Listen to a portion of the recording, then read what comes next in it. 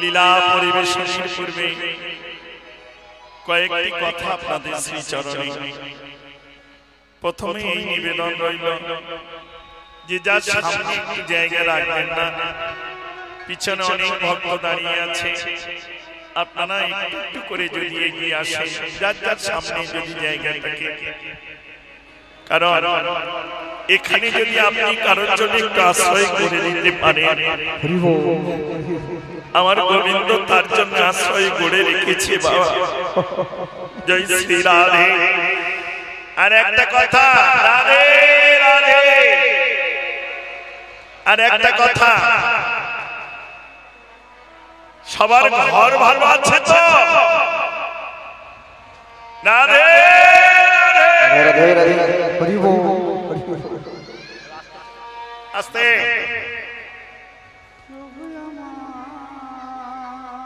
এ জীবনে আস্তে বাবা, আন্না বাবা, এ জীবনে আমরা গোবিন্দের সঙ্গে ভালোবাসা সবাই করি।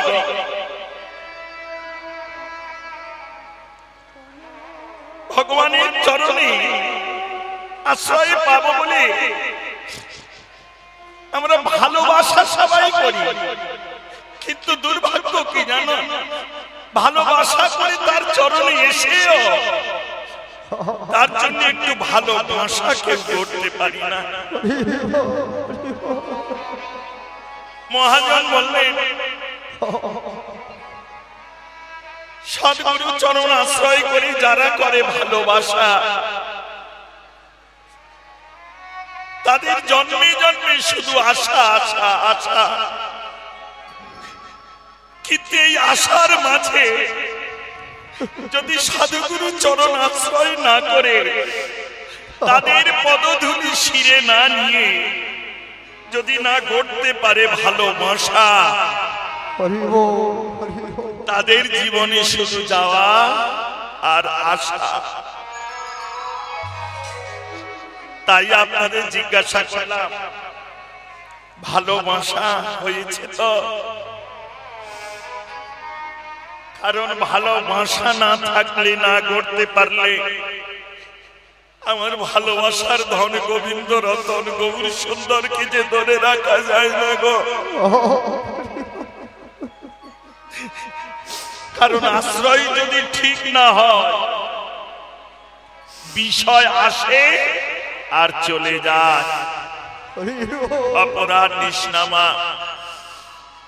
ওই জন্য আগে আশ্রয়, পরে বিষয়।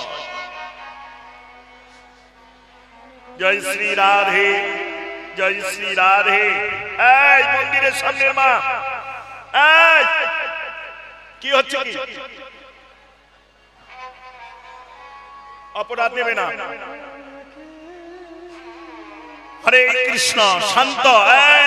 ইউটিউব কোনো কথা নয়।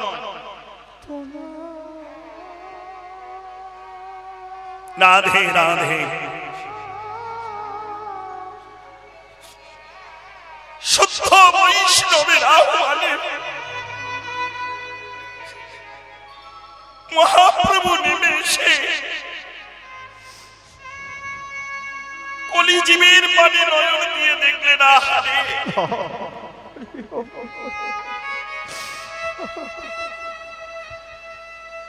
এদের পূর্বে ছিল আশা, তাই হয়েছে ভবে আশা।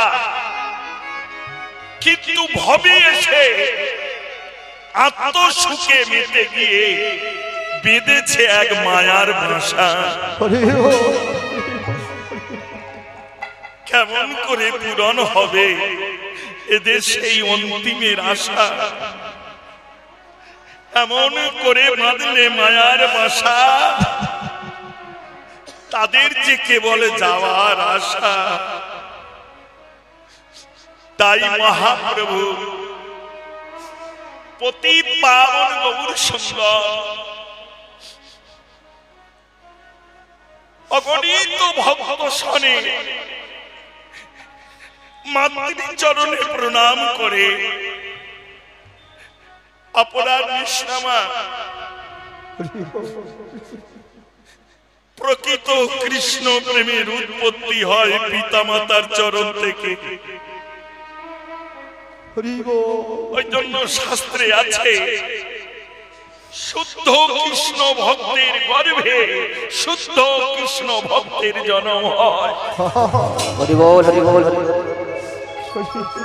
যদি আপনাদের বাবা মায়ের কৃষ্ণ ভজন না থাকতো, তাতে পিতৃমাতৃ মিলনের কামের তনু মানে দেহটা এমন দুর্যোগ দিনে এমন ভাবে কমিটির ভিক্ষে করে আনা ছেঁড়া চটে ধুলার উপরে কেউ এমনি করে আশ্রয় করে বসে থাকতো না।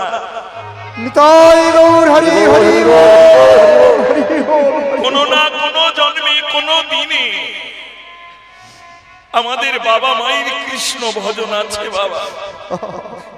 তাই তো পিতৃ মাতৃ মিলনের দেহটা এই সাধুগুরু চরণে এমন করে আশ্রয় নিয়েছে।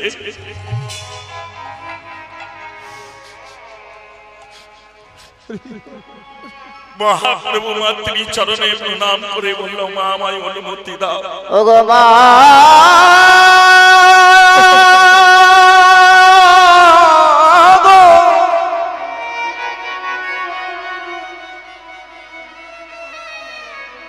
যে খেলা খেলবে বলে জীবী এলো ভাবে, যে খেলা খেলবে বলে জীবী এলো ভাবে, ৮০ লক্ষ জনি ভ্রমণে করি দেবদুর্লভ মনুষ্য জন্ম পেয়ে, দেবদুর্লভ মনুষ্য জন্ম পেয়ে কেমন মায়ার দাসত্ব করে অন্ধকারে আছে ডুবে। তুমি যদি কৃপা করে দাও অনুমতি মোরে, এই দেখো পারিষদ গণ শোনেনি আমি যাব দিবে দারে দারে, আমি যাব দিবে দারে দারে, যাব দিবে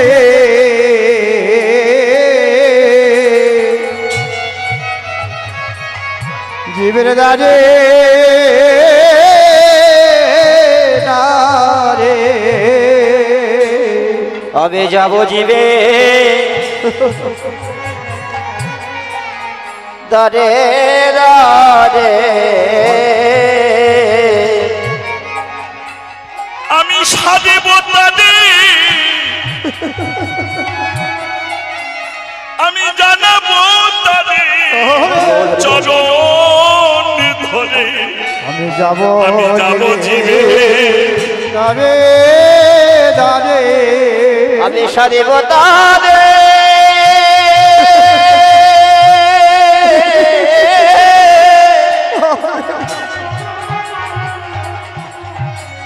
চরণ ধরে, আমি যাব জীবে দারে দারে, আমি সাজব জীবে দুটি চরণ ধরে, মাগো নয়ন আমি যাব জীবে দারে দারে, নয়নে জলে আমি যাব জীবের দারে দারে, নয়নে জলে ভেসে আমি যাব জীবের দারে দারে, আমি যাব জীবে দারে দারে, তোমার গড়ায় একটি দলা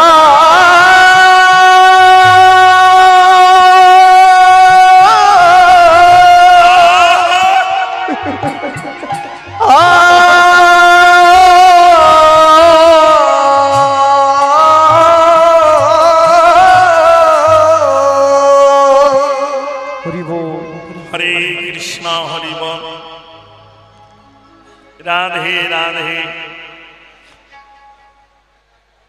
কোথা থেকে এসেছি, কোথায় যাব, কি বা করছি কিছুই জানি না গো, তাই না? জীবনে যেদিন জানতে পারবো আমি কার, কে আমার, কেন মরে যারে তাপত্র, অনেকে বলে তোমায় চিনি না, তুমি তো দেবব্রত অধিকারী। বৈষ্ণব মহাজন বলল, গো না, যেদিন আমি এসেছিলাম ভবে সেদিন আমার প্রাণ ছিল, কোনো নাম ছিল না। আবার যেদিন চলে যাব সেদিন প্রাণ যাবে, আমার নাম যাবে না। তাই বিথাই নামকে নিয়ে কেন এত গর্ব করে, কেন এত অহংকারে মত্ত? যে ধনে গেলে জীবের জগতে আর কিছু থাকে না, সেই ধন থাকিতে ধনের ধনীকে চিনলে না।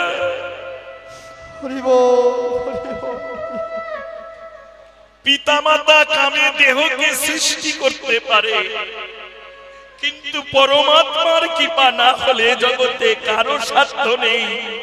এক সেকেন্ড, এক মুহূর্ত সে থাকতে পারে। লীলাটি উত্তরা আগস্ট, জীবনের অন্তিম লীলা।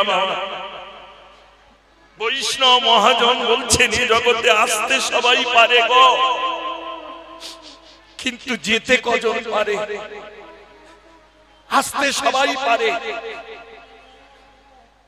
বৃন্দাবন লীলায় আরো গভীরে তোমাদের জানাবো মা, আমার যতটুকু জানা।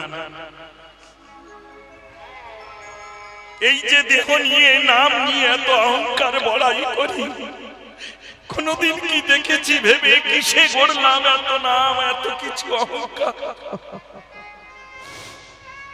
যে দেহকে তুমি সুখ দেওয়ার জন্য এত কিছু করছো, এ দেহ তোমার না, কেউ তোমায় দান করেছে। পিতৃবীর্যে সৃষ্টি হয় হাড় আর মর্যা, এটা বাবা তোমায় দান করেছে। মাতৃ শুক্রাশক্তায় সৃষ্টি হয় রক্ত, মাংস আর চামড়া, এটা মাতৃকুল, মা তোমাকে দান করেছে। কিন্তু পরম পিতা গোবিন্দ যে ধন তোমার দেহে করেছে স্থাপন, সেই ধন যখন যাবে তার কাছে ফিরে, তখন এর দেহের মূল্য কি বাড়বে? জগৎ তোমায় আর হাজার চেষ্টা করলেও ফিরাতে না। তাই মহাপ্রভু জীবের দ্বারে দ্বারে এসে কেঁদে কেঁদে বারে বারে জানান, একেবারে নাগে নাম, আগে না, আরে আগে না, আগে না, আগে না, আগে না। ওই দেখো কহে গৌরী ভগবান, আগে না, আগে না, আরে কহে গৌরী ভগবান, আগে না, আগে না, আরে গৌরী ভগবান, আগে না, আগে না। বলে সাধুগুরু বৈষ্ণব চরণে আগে না, আগে না, আরে সাধুগুরু বৈষ্ণবী চরণে, আগে না, আগে না। মানবিমান দূরে ফেলে, আগে না, আগে না, মানবিমান দূরে ফেলে, আগে না, আগে না, মানবিমান দূরে ফেলে, আগে না, আগে না, মানবিমান দূরে ফেলে, আগে না, আগে না। বলে নামলে পাবি সেই না, আগে না, আগে না, নামলে পরে সেই না, আগে না, আগে না, আগে না, আগে না। বলে নামলে পাবি সেই না, বলে যাবি আগে না, আগে না, যাবি যদি, আগে না, আগে না, যাবি যদি নৃত্য, আগে না, আগে না, যাবি যদি নৃত্য, আগে না, হবে না বড়ায় কি দাদা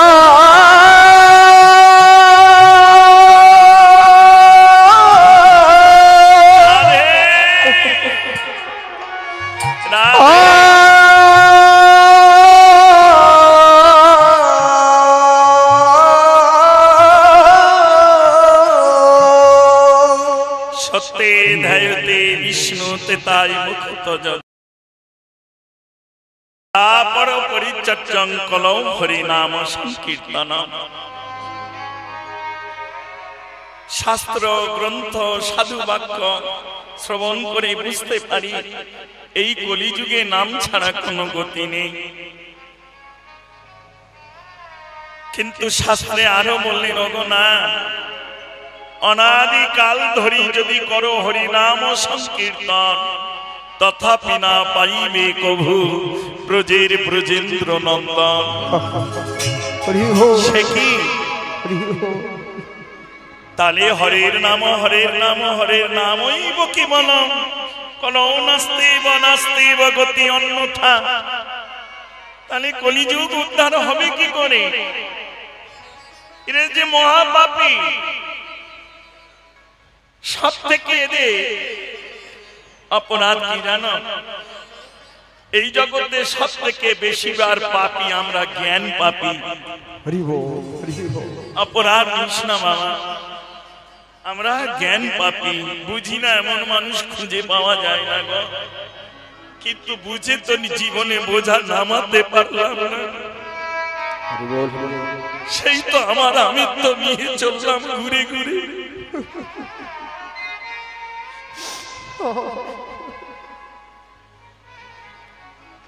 হরে কৃষ্ণ হরি বল। কলৌ নাস্তিব নাস্তিব নাস্তিব গতি অন্যথা। তাহলে নাম ছাড়া যদি জীবের গতি নেই, আবার বলছো অনাদিকাল ধরে নাম করলেও তার কৃপা হবে না, তাহলে আমি কোন নাম? মহাপ্রভু চরণ ধরে জীবকে জেনে গেলেন, সাজিয়ে গেলেন। শুধু নাম করলে হবে না, আগে নাম। মান অভিমান অহংকার আভিজাত্য থেকে যেদিন নিজেকে নামিয়ে ফেলে সাধু গুরুর চরণ ধুলি ধরিবি শিরে, সেই সাধু গুরুর কৃপা বলে প্রেমের বাতাস সঙ্গে লেগে যেদিন হৃদয় মন্দির থেকে এই নাম আসবে, এই নাম করার আগে সেই নাম কৃষ্ণ কর্ষণ করতে করতে যখন আসবে তবেই তো তাকে পাবি বাবা। সেই একমাত্র যেতে পারে নিত্য ব্রজধাম। সবার জন্য নয় বাবা, অপরাধ নিও না। ওই জন্য শাস্ত্রে এও আছে কলিযুগে ঘরে ঘরে হরি নাম সংকীর্তন হবে। আচার নিষ্ঠা না মানিয়া সাধু গুরু না জানিয়া নাচিয়া কুদিয়া সব রসতলে যাবে। হরে কৃষ্ণ হরি বল বাবা। রাধে রাধে। নামই অপেক্ষায় নাম বড়। স্বয়ং জগৎপতি গোবিন্দ নিজেই বলছেন আমার অপেক্ষায় আমার নাম বড়। আবার আমার নাম অপেক্ষায় অগণিত ভক্ত বড়। আর নিগুড় রসতত্ত্ব হলো এই অগণিত ভক্ত অপেক্ষায় ভক্তের চরণ ধুলি বড়। তাই তো যখন হরিনাম যজ্ঞে যত সাধুগুরু বৈষ্ণব আসে, যখন তারা চলে যায়, ওই শেষ সময়ে বিধান দিয়ে এসেছি যাকে ধুলোট বলতে হয়। আমরা গাই ধুলায় পড়ে গড়া দিই। এই ধুলা শুধু তোমরা মাখো না, আমিও স্বয়ং গোলকপতি মাখি।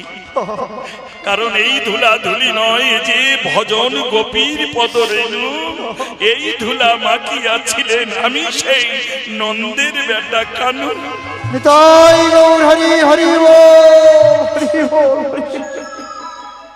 এই তো সব বল বৈষ্ণব চরণে, আর কি জীবনে। হরে কৃষ্ণ। মহাপ্রভু সেই নামই জগৎকে নামাতে শেখালেন। পণ্ডিত উঁচু নিচু আর কিছু রাখলো না, নামাতে শেখালেন।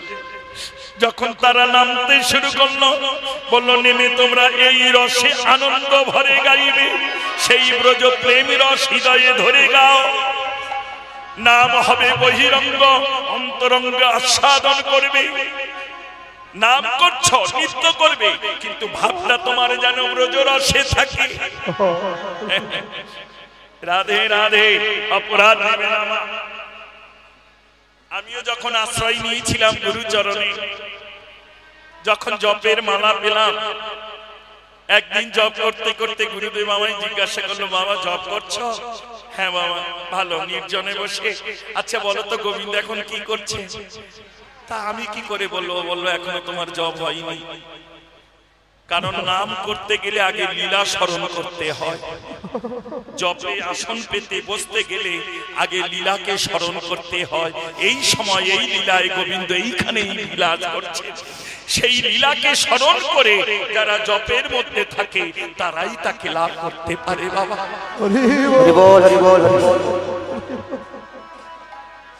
কারণ যতক্ষণ তুমি তাকে হৃদয় মন্দিরে না আনতে পারবে, ততক্ষণ তাকে তুমি দর্শন করবে কি করে? তাই প্রভু জগৎকে জানিয়ে দিল, তোমরা নাম করবে তবে বহিরঙ্গ ভাবে, অন্তরঙ্গ ভাবে ব্রজের খেলা রসে ডুবে থাকবে। ওই দেখো, দেখে শিখে নাও খেলায়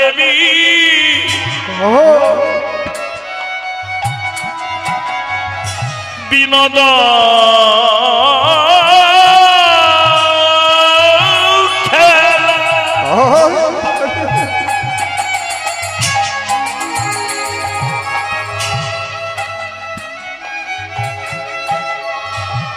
দেখো প্রেমেতে মগন। আরে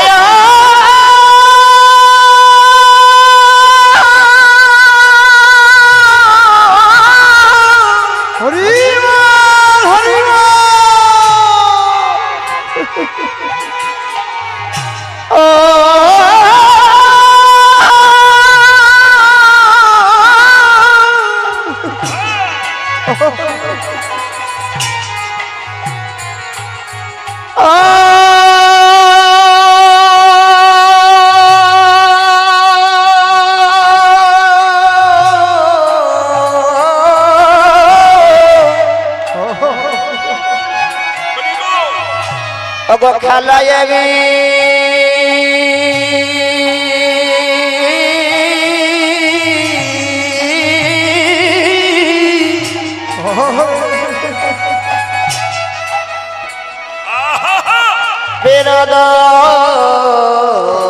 বিনোদ খেলা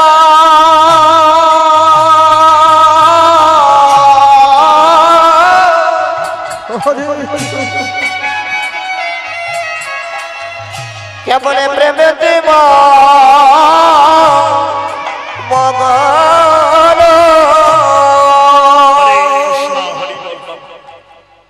খেলায় বিনোদ খেলা, এ জগতে আমরাও সবাই খেলি, তাই না মা? রাধে রাধে, সবাই খেলছি নিত্য। তবে গোলকেশ্বর গোবিন্দ গৌরূপে অবতার হয়ে তিনি খেলছেন প্রেমের খেলা, আর আমরা খেলছি কামনা বাসনা আত্মসুখের খেলা। পারলে খেলেছি কত পুতুল খেলা, খেলতে খেলতে কখন যে হয়ে এলো যৌবনের বেলা। এই পিতামাতা গুরুজন আত্মীয় স্বজন বেঁধে দিল সংসার মায়ার খেলা। আমার আমিত্ব নিয়ে এই খেলা খেলতে খেলতে কখন যে আমার হয়ে যাবে যাওয়ার বেলা।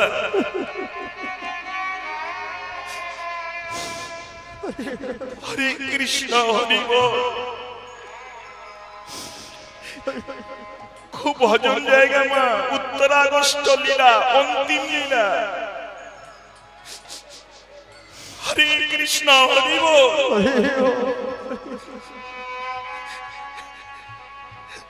বৈষ্ণব মহাজন বলল, যার ঘরে আছে যতটুকু বেলা, এই বেলা খেলেছ জগতে অনেক মায়ার খেলা, কিন্তু যার ঘরে আছে যতটুকু বেলা আর কোনো না কেউ অবহেলা। পেয়েছ যখন সাধু গুরুর মেলা, তবে সকল খেলা ভুলে গিয়ে এইবারে বাহু তোলা, হরি বলা, হরি বলা, বাহু তোলায়ার হরি বলা, বাহু তোলায়ার হরি বলা, বাহু তোলায়ার হরি বলা, বাহু তোলায়ার হরি বলা, বাহু তোলায়ার হরি বলা, আরে বাহু তোলায়ার হরি বলা, কখন হরি বল, বাহু তোলায়ার হরি বলা, কখন হবে তোমার জরি বেলা, বাহু তোলায়ার হরি বলা, কখন হবে যাওয়ার বেলা, হরি বলায়ার বাহু তোলা, কখন হবে হরি বেলা, হরি বলায়ার বাহু তোলা, আরে হরি বলায়ার বাহু তোলা, হরি বলায়ার বাহু তোলা। রাধে হরি বল, হরে কৃষ্ণ, হরি বল। খেলাই বিনোদ, বিনোদ মানে নূতন, নব নব যে ভাব উদয়, সেই খেলার নাম বিনোদ খেলা। হরে কৃষ্ণ, হরি বল। নব নব ভাব। আমার বাল্যকাল থেকে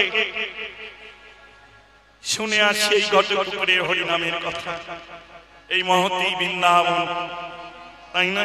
বাল্যকাল থেকে তো নামের খেলা খেলছি, তবে এই জগতে যাদের সেই ভাব উদয় হয়ে গেছে, এই ভাব রসেই যারা খেলেছে, আজ তারাই নয়ন জলে ভেসে গেছে। বাবা, সবার হবে না, অপরাধ দেবে না। ওই জন্য শাস্ত্রে আছে কোটিতে গতি, 1 কোটি জনার মধ্যে একজন কৃষ্ণ অনুরাগী ভক্ত হবে কিনা।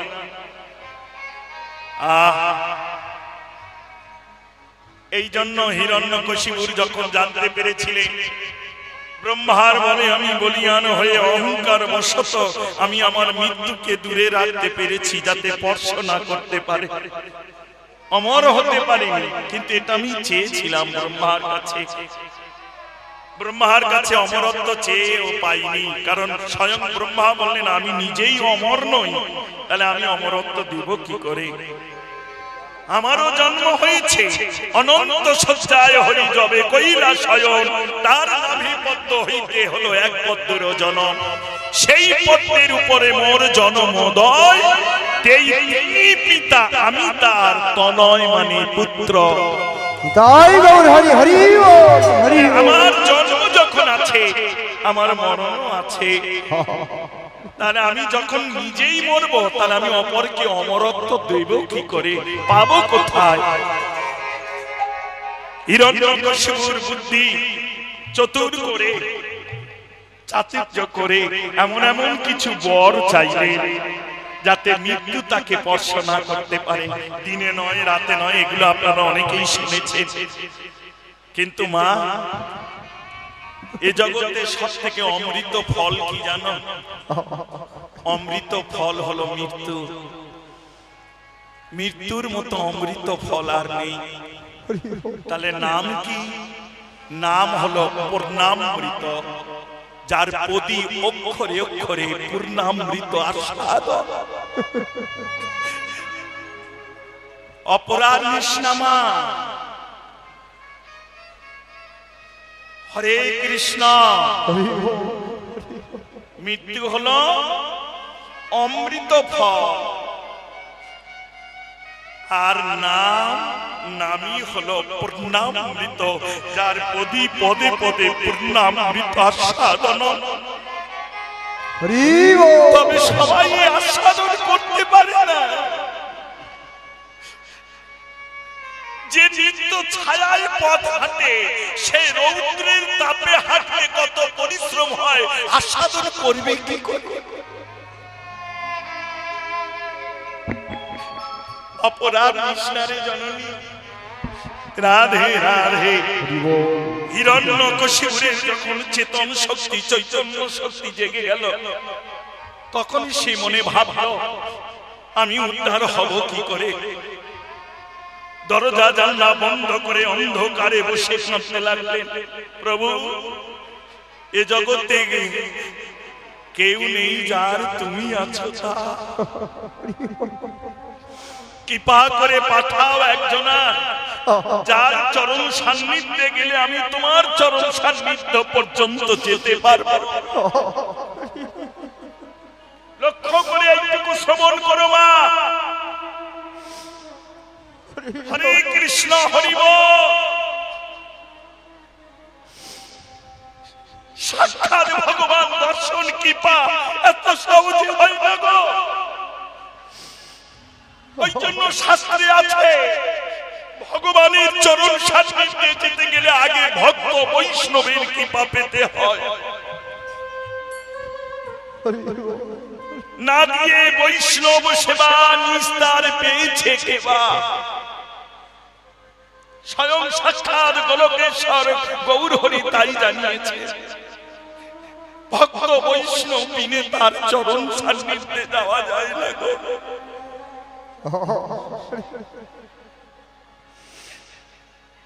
মদ ভক্ত যত্র গায়ন্তি তত্র তিষ্ঠতি হে নারদ। সদাই যে ভক্ত বৈষ্ণবের হৃদয়ে আমার গৌর রতন বিশ্রাম নেয়, তাই এই জীবনে ভক্ত বৈষ্ণব যারে পদধূলি দিয়ে একবার কৃপা করে দেয়, তাকে যে গৌর কৃপা করে বটে।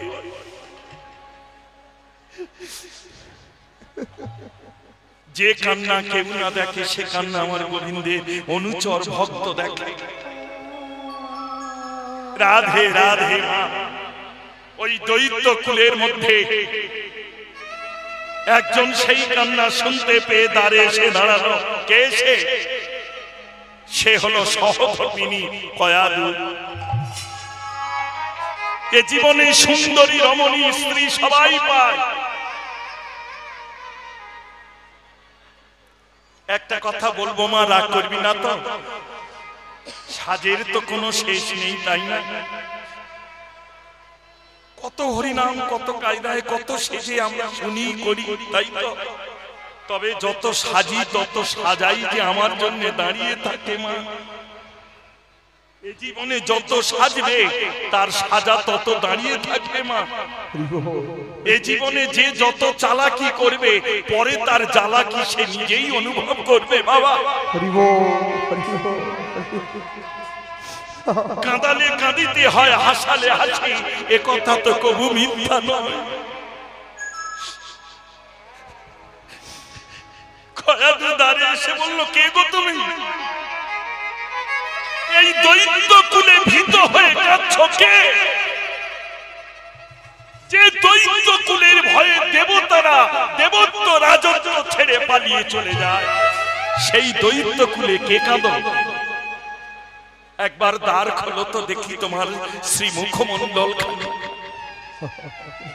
হিরণ্যকশিপুর নয়নের জলে ভাসতে ভাসতে কয়াদুর কণ্ঠস্বর শুনতে পেয়ে দ্বার খুলে বলল, কয়াদু আমি।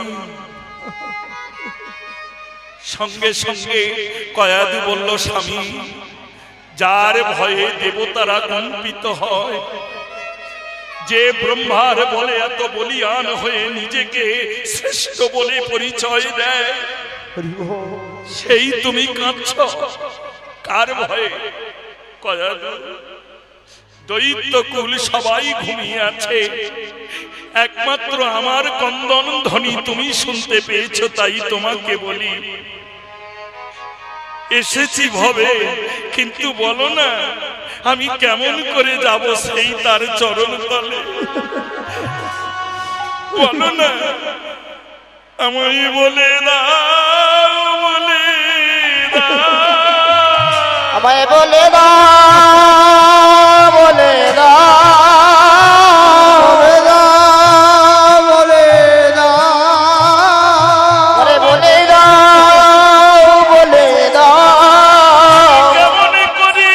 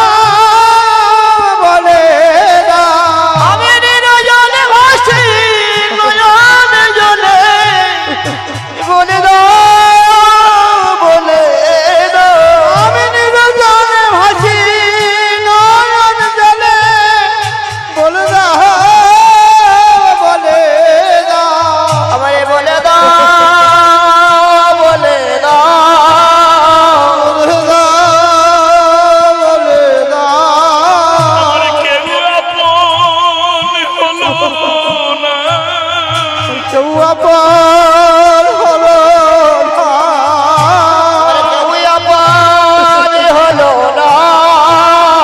দেখলাম সদাই ঘুরে ঘুরে কেউ আপন হলো না, আমি দেখলাম সদাই ঘুরে ঘুরে কেমন হরি হরি কেউ আপন হলো না, সদাই ঘুরে কেউ আপন হলো না, সদাই ঘুরে ঘুরে কেউ আপন হলো না, সদাই ঘুরে ঘুরে কেউ আপন হলো না। বলে দাও বলে দাও। বলল স্বামী এত করে কাঁদছো তুমি জানি, যে কান্না কেউ না দেখে সে কান্না গোবিন্দ দেখে, তাই হয়তো করুণার নিধি পতিত পাবন আমাকে পাঠিয়েছে তোমার কাছে। তবে এ জগতে শোনো, সব পথ তুমি বন্ধ করলেও একটা পথ আমি জানি, যদি সেই পথে যেতে পারো তাহলে তুমি পেলেও তাকে পেতে পারো। কয়াদু বলো না, ব্রহ্মার বলে বলিয়ান হয়ে সব পথ বন্ধ করেছি এ জীবন, দিনেও না রাতেও না, উপরে না নিচে না, জলে না স্থলে না, কি চাইবো সবই তো চেয়েছি। তাহলে এবার তোমার কোন পথ জানা আছে আমায় বলে দাও। কয়াদু বলল স্বামীগণ,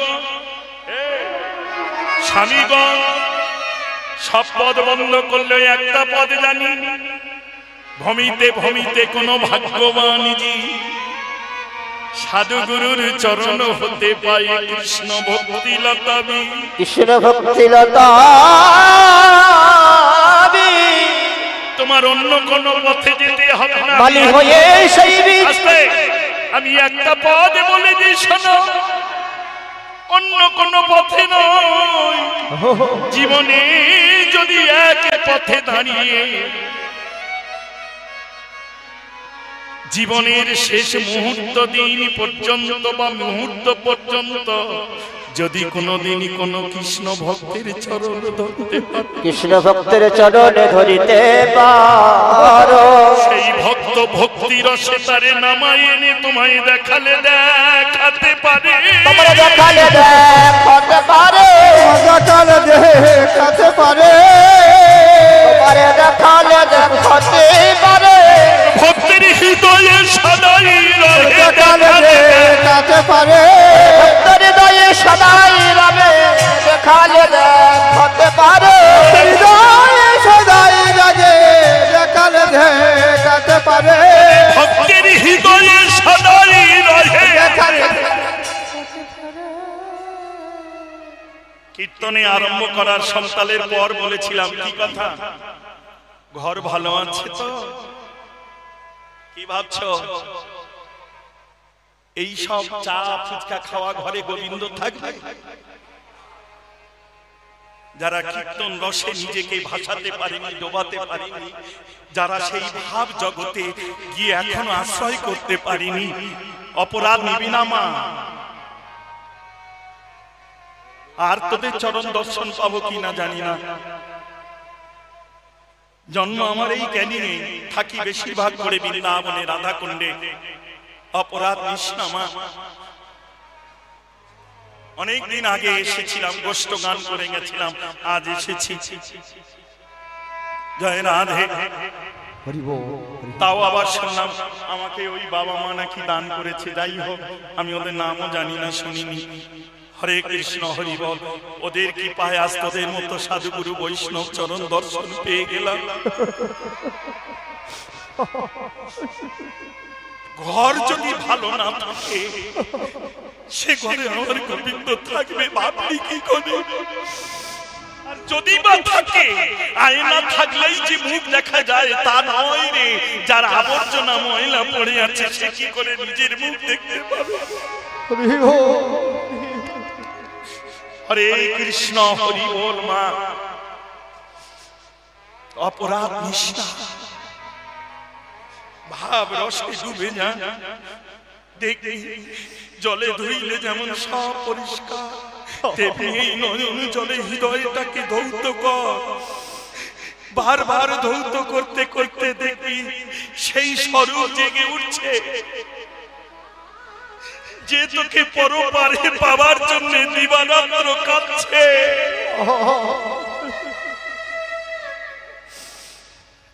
এপারে মায়ার জগতে মায়ার সুখ পাবে বলে কাঁদে, কিন্তু পরপারে আমার গোবিন্দ নিত্য সুখ দেবে বলে ভক্তের জন্য কাঁদে।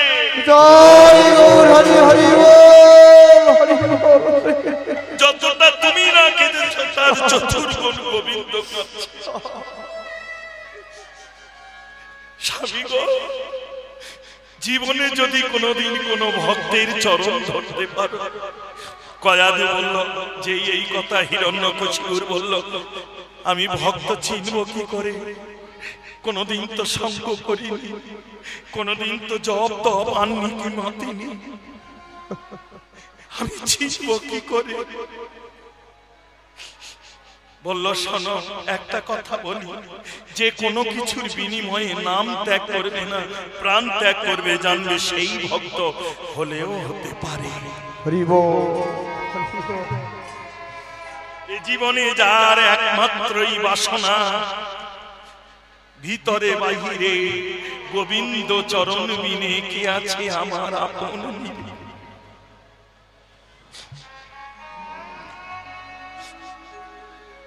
বাহ্যিক জগতে নাম বন্ধ করতে বললেন, হালকা রসের ভক্ত যারা তারা নাম বন্ধ করে দিল, কারণ রাজার রাজত্বে বাস করতে গেলে রাজার আজ্ঞাও পালন করতে হয়, তাই নাম বন্ধ করে দিল। কিন্তু যারা মিডিল ক্লাস ভক্ত, মধ্যস্থ ভক্ত যারা, তারা নাম করলো কিন্তু লুকিয়ে গোপনে। হিরণ্যকশিপুর তাদের ধরে, আরে চুরি করে নাম করে ধরে, তারা ভয়ে নাম ছেড়ে দেয়। মহারাজ এবার ক্ষমা করে দিন, আর কোনদিন করব না। হিরণ্যকশিপুর বলল, কয়াদি এমন পেয়েছি বলে এও ভক্ত নয়, এরও ঊর্ধ্বে আছে। আর খুঁজিতে খুঁজিতে যখন নিজের ঘরে দেখলেন প্রহ্লাদ সর্ব উপরে পড়ি বসে আছে গোবিন্দ চরণ ধরি, এ জীবনে শেষ সম্বল করি, বারে বারে তারে মৃত্যুর মুখে নিক্ষেপ করে, কিন্তু গোবিন্দ যারে রক্ষা করে এ জগতে কে তারে। হিরণ্যকশিপুর বলল, বাবা আমি তোকে এত আঘাত করি দেহের পরে। প্রহ্লাদ বলল, বাবা এ দেহ তোমার দিয়ে সৃষ্টি, তোমার রসে আর মাতৃ রসে সৃষ্টি দেহ, তাই একে আঘাত তুমি হাজার করতে পারো, কিন্তু তার দেওয়া ধন যতক্ষণ আছে বর্তমান এই জগতে কে আমায় নিয়ে যেতে পারে, আমায় মারতে পারে? বলল, সে তোকে রক্ষা করে। হ্যাঁ পিতা। হিরণ্যকশিপুর বলল, তবে এতদিন পরে আমি ভিক্ষা চাইব তোর চরণ তলে। কি চা? বলল, যে তোকে রক্ষা করে তুই তাকে আমায় দেখাতে পারবি? বলল, পিতা কোটি জন্ম নলপতে। কেন? শুনে না, কোটি জন্ম নলপতে কেন? বলল, পিতা জোর করে তারে দেখা যাবে না, জোর করে তাকে দেখা যাবে না, তবে দেখতে যদি বাসনা হয়। একটা কথা বলি পিতা, জোর করে কোন ভক্তের চরণ ধরো, জোর করে নিজেকে সেই ভক্তের চরণে সঁপে দিও, সেই ভক্ত ভক্তি রসে তারে নামালেও। প্রহ্লাদ, এতদিন তো এটাই খুঁজেছি আমি, কে ভক্ত, তাই যখন এসেছি তোর কাছে আর ফিরে যাব না ওই অহংকার অভিমানের ঘরে। এই জোর করে বসলাম তোর কাছে, একবার দেখাবি তারে, আমার যে বড় বাসনা জাগে। প্রহ্লাদ বলল, বাবা তারে দেখিলে আর রইতে না রে, তারে আপন করে যে দেখে আর নিজেকে সে ধরে রাখতে পারে না। তা হোক, আমি দেখি।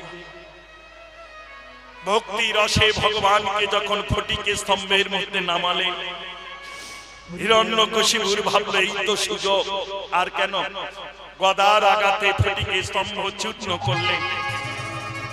এইবার বলি মা, ভালো করে মিলিয়ে নাও, ভক্তের শক্তি পাওয়ার কত তা জানো না? বৈষ্ণব হিন্দু ধর্মে আমরা ভক্তকে নিয়ে তাচ্ছিল্য করি, তাই না? কিন্তু জানো না এদের পাওয়ার কত? বালি সিমেন্ট দিয়ে একটা থাম্মা তৈরি করে, এমন কঠিন বস্তুর ভিতরেও সে ভগবানকে বশীভূত করে রাখতে পারে। প্রহ্লাদ তার প্রমাণ দেখিয়ে দিয়ে গেছে। ভক্ত এমন এক সম্পদ,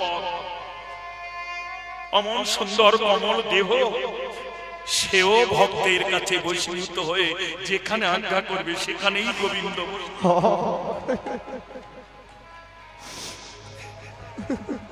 হরে কৃষ্ণ। তাই চরণ ধরে বলি মা, নাম করলেও হবে না যদি নিজেকে নামতে না পারা। প্রহ্লাদ নেমেছিলেন বলে নরসিংহ মূর্তি দর্শন করে চিরদিনের মধ্যে তার চরণ ধরে উদ্ধার হয়ে চলে গেল। আর আমাদের তবে এই নামটা যেন প্রেমের ঘরে হয়, কামের ঘরে নয়। কাম কি? ব্রহ্ম হতে নিম্নগামী তারে বলে কাম। কাম কি করে? ক্ষয় করে। আর প্রেম কি? কাম নিম্নগামী, নিচের দিকে। যেমন সহজ একটা বলছি, সহজ করে, যেহেতু কয়েকজন বাবা একটু শুনতে চেয়েছেন তাই বলছি মা, আমার ঘরে বলছিলেন, সহজ করে বলছি। উপর থেকে নিচের দিকে গড়িয়ে জল গেলে তাকে কি বলি? ধারা, তাই না? উপরে জল পড়লে যেমন পাহাড়ে জল পড়ে, পর্বতে জল পড়ে, নিচের দিকে গড়িয়ে যায়, আমরা বলি ধারা বইছে। বানান লেখো, ধয়াকারে ধার, অয়াকারে না, ধারা। এবার বড় বড় ড্যাম যখন গড়ে উঁচু করে তোলা হয়, তখন ওই পাহাড়ে জলটা আর নিচের দিকে আসতে পারে না। বাঁধ দেওয়ার কারণে আবার জলটা আস্তে আস্তে উপরের দিকে উঠতে থাকে। যত জল আসবে তত উঁচু হবে, বাড়তে থাকবে। যে জলটা সর্বনিচে যাওয়ার কথা, সে আর সেখানে আস্তে আস্তে উপরের দিকে উঠতে থাকে। ঠিক তেমনি বাবা, কাম নিচের দিকে যাবে, বাঁধ দিতে হবে কি? গুরুচরণ আশ্রয় করে ভজন ঘরে বাধা দিতে হবে। সব ঘরে নয় মা, ওই জন্য কলিযুগে গুরু চিনে নিতে হয়, কারণ সব গুরু সব ঘরে থাকে না। ভজনের ঘরের গুরু যদি না হয়, তাহলে ভজন ঘরে বাধা দিতে পারবে না, বাধা দিতে পারবে না। গুরু গুরুর আশ্রয় নিয়েছ, কিন্তু কামের লোভী ক্রোধের গুরু, তারে কাম লোভ বইতে থাকবে, বাধা পেল না। বাধা দাও। জল যেমন বাঁধ দিলে আস্তে আস্তে উপরে ওঠে, তেমনি কামকে বাঁধ দিলে আস্তে আস্তে উপরে উঠবে। এবার ধারা নিচের দিকে যখন যাবে তখন ধারা, আর যখন উপরে উঠবে তখন ওইটা উল্টে লেখো ধারা। এবার যখন জল আস্তে আস্তে বাঁধ দেওয়ার কারণে যখন জল উপরে উঠবে তখন উল্টে লেখো কি পাবে? তাহলে রাধাকে